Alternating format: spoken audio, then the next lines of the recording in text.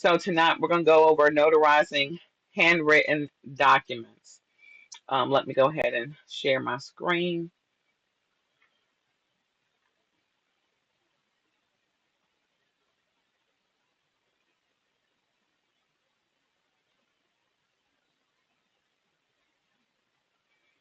I'm trying to make sure I have everything laid out right here.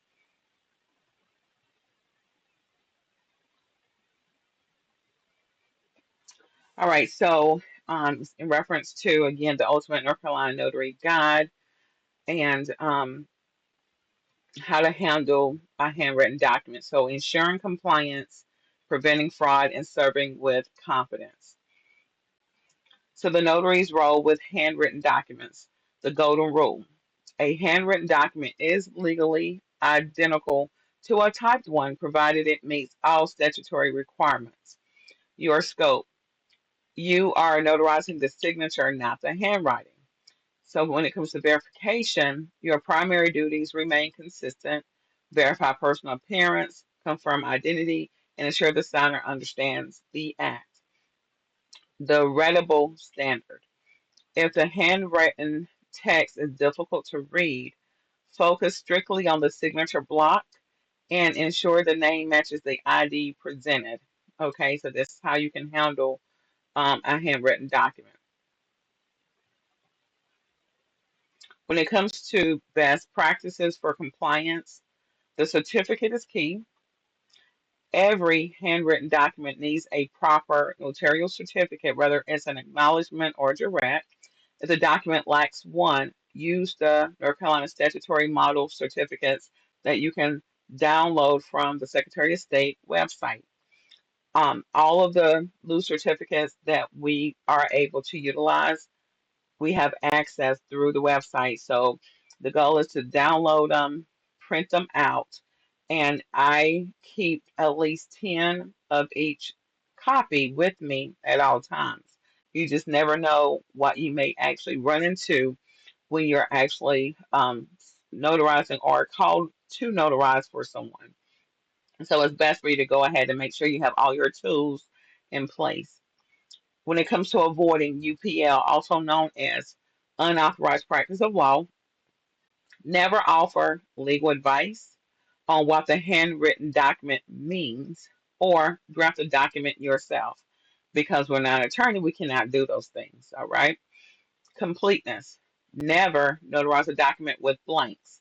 If you are attaching a separate certificate page, ensure it includes the title and the type of document, principal's name, and page count.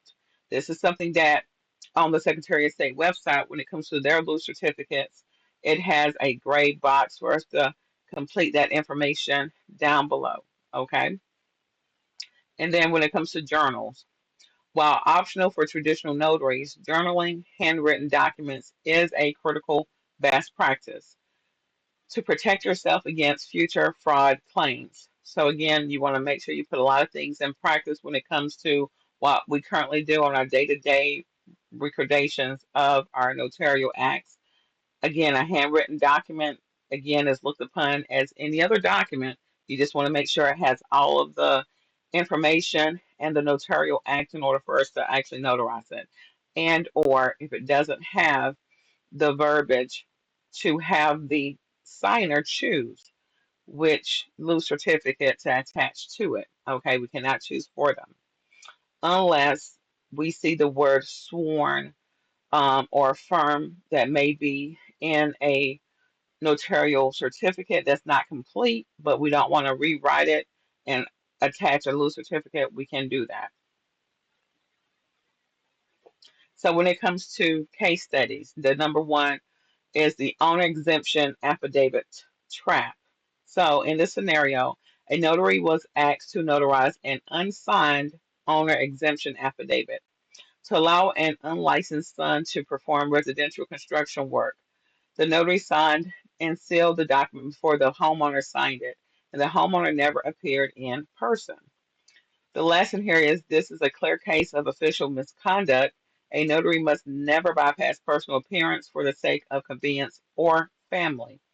The consequences, the notary and her son were both convicted of notary fraud, and the homeowner risked significant financial loss because they were not the one who personally appeared.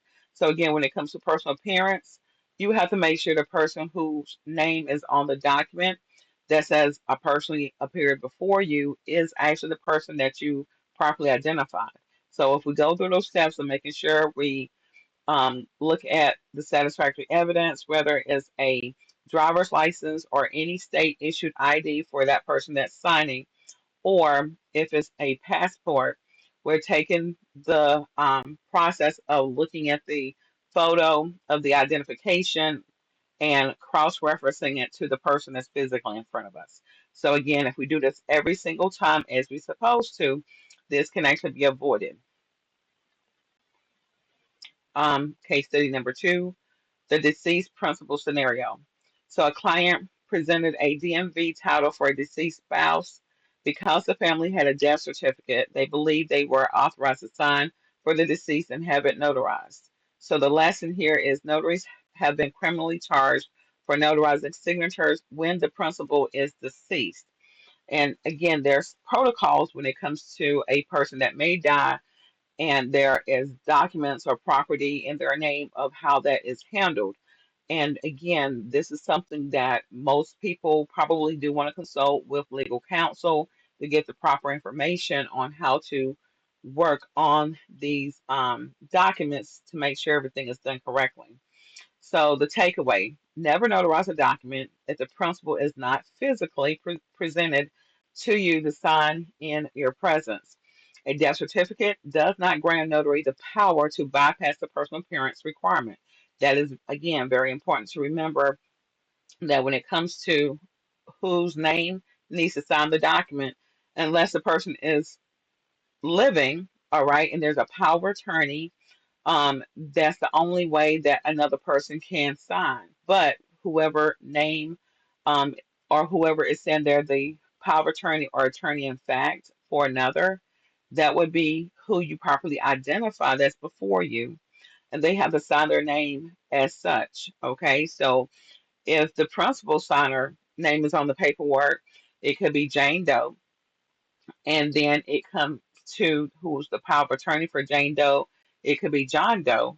John Doe needs to be personally appearing before you with their ID, and they have to sign it for Jane Doe, which is the principal, by John Doe, power of attorney or attorney in fact. That would be the way they sign their name on the document. So that again is identifying who they are on behalf of the other, and it's very clear what happened and who it was that was before the notary when someone reads the notarial act of what took place. So again, the notarial act tells a story of what occurred as well as your journal with more details that you should capture for every notarial act.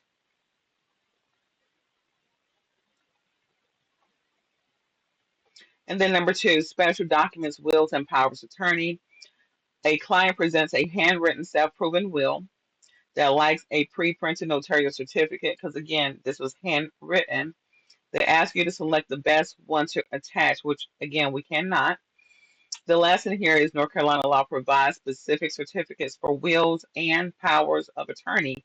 If the document is presented without a certificate, you cannot suggest the model certificate from the Notarial Act.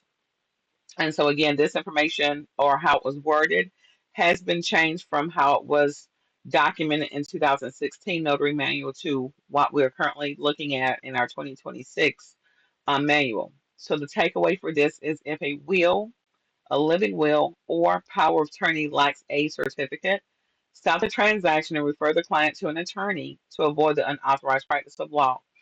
Again, we want to make sure that we're helping a person when it comes to handling their affairs. And we're not helping them if we have them choose something that, again, is not going to be correct as well. So the goal is to make sure we remove ourselves from that situation and refer them to legal counsel for them to get that proper assistance. Okay, because if there was example, they chose an acknowledgement for a will. In our manual, it specifies that there's a specific type of notarial wording that should be attached. The acknowledgement is not that. So if we know for a fact that when it comes to what the manual says as well as the notary law, then we're doing them a favor by not going forward. Because, again, if they have an acknowledgement that they're adding to their will and it's the wrong type of notarial certificate, guess what? It kind of voids the entire process. So we want to make sure that we can help them by encouraging to go to legal counsel where they're going to get the right information from an attorney. So when it comes to protests for handwritten documents, identity check. If the handwriting is shaky or the document is informal, be even more diligent with your identity verification. Use satisfactory evidence like current driver's license or passport. When it comes to a credible witness situation, if the principal cannot provide valid ID, remember you can use a credible witness, a mutual friend, provided you administer an oath and they have no interest in the transaction. That is another option. It's very hard to find that. Okay, so I'm hoping that again the person has exactly what is needed for their satisfactory evidence makes it so much simpler. But again, if they have either a loss of ID or it is expired, please mute. I don't know why. Someone has their mute off. Clifton Woods, please mute yourself.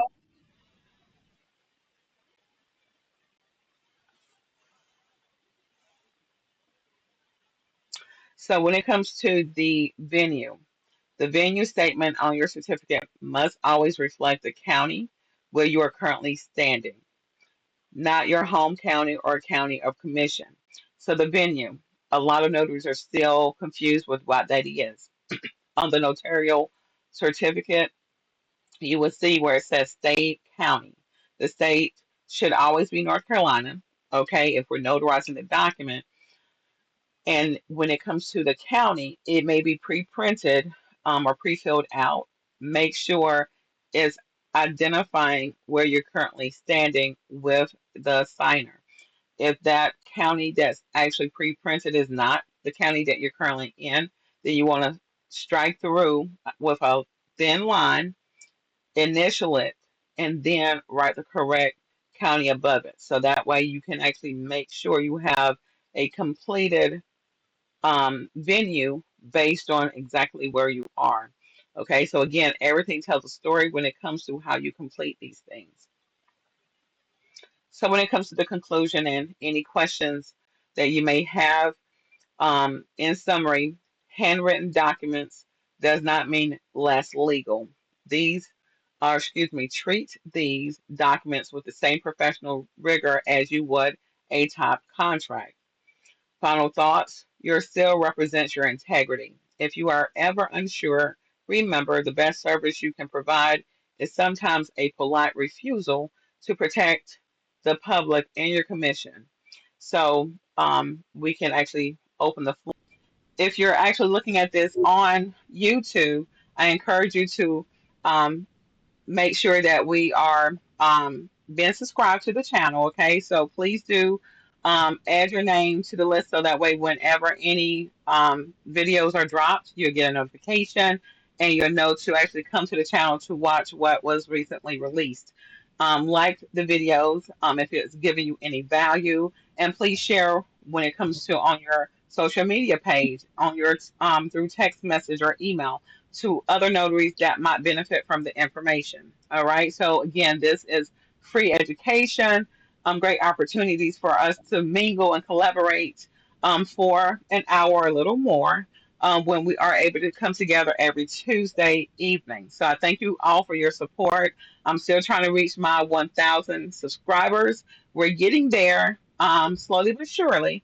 But yes, I want to be able to do much more. So the more subscribers we have to reach that 1,000, it helps when it comes to having financial support that's not coming from you per se, that can actually help me continuously do this because, again, this is my time that I really do enjoy making sure that I can cover this, and I want to continue to do this as long as I possibly can because meetings like this is very essential as well when it comes to just getting a lot of your questions answered when we actually are able to do it live, and you still have access to me through text messaging, email, as well as Messenger when you're using Facebook. So, again, you have several ways that you can reach me.